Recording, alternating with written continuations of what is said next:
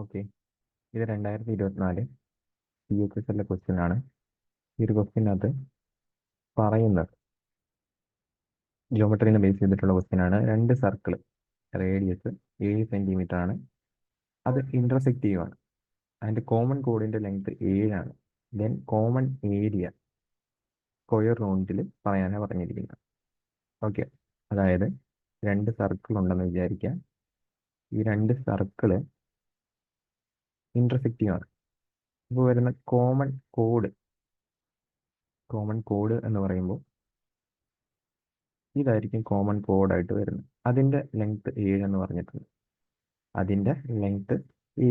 പറഞ്ഞിട്ടുണ്ട്. Okay, then നമുക്ക് radius തന്നിട്ടുണ്ട്. റേഡിയസ് 7 സെന്റിമീറ്റർ എന്ന് പറഞ്ഞിട്ടുണ്ട്. അപ്പോൾ ഈ ഞാൻ റെഡ് കളറിൽ വരച്ചിരിക്കുന്നത് ഒരു ഇക്വലാറ്റർ ട്രയാങ്കിൾ ആയിരിക്കും. കാരണം ഇത് 7, ഇത് 7, ഇത് 7. അപ്പോൾ ഇത് ഇക്വലാറ്റർ ട്രയാങ്കിൾ ആയിരിക്കും. 60 ഡിഗ്രി വെച്ചിട്ട് വരും.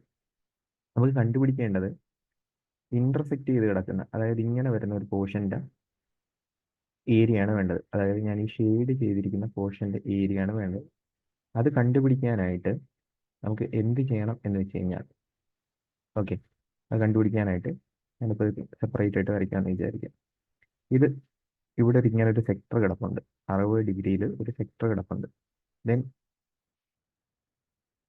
ഈ ഒരു ലൈൻ വരച്ചു കഴിഞ്ഞാൽ, അതായത് 2 സർക്കിൾ ഇങ്ങനെ ടച്ച് ചെയ്ത് കിടക്കുവാണ്. ദെൻ ഞാൻ ഇങ്ങനെ വരച്ചു, ഇത് തമ്മിൽ ജോയിൻ ചെയ്തു. ഈ കാണുന്ന പോർഷൻ ഞാൻ എൻലാർജ് ചെയ്ത് വരച്ചിരിക്കുന്നതാണ് ഇവിടെ കാണാൻ പോകുന്നത്. ഓക്കെ, അപ്പോൾ എനിക്ക് ഈ ഒരു പോർഷൻ്റെ ഏരിയ കിട്ടണമെങ്കിൽ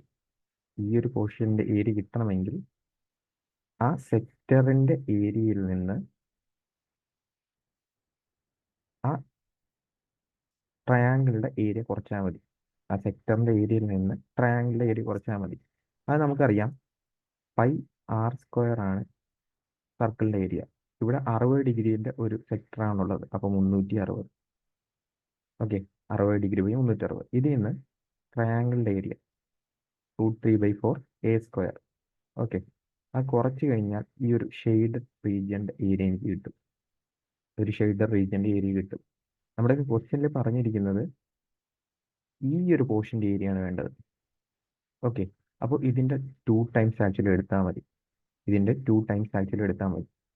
സോ ഫൈനൽ ആൻസർ വരുമ്പോൾ 2 ടൈംസ് πr²/6 മൈനസ് √3/4 a² എന്ന് പറഞ്ഞ് വരും.